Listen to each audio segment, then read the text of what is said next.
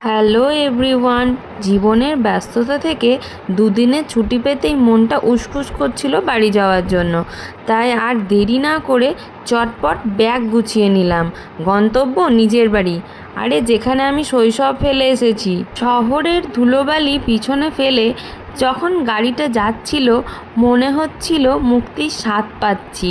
দুপাশে চেনা প্রকৃতি আর বাতাসের ঝাপটা যেন বলছিল ঘরে ফেরার আনন্দটাই আলাদা। বাড়িতে পা রাখতেই সব ক্লান্তি যেন ধুয়ে গেল।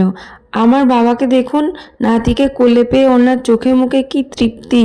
দাদু আর নাতির এই না বলা ভালোবাসাগুলোই তো আসলে জীবনে আসল সম্পদ। আর মা, আমাদের দেখে মায়ের সেই চেনা হাসিটা যেন পুরো বাড়িটাকে উজ্জ্বল করে দিল।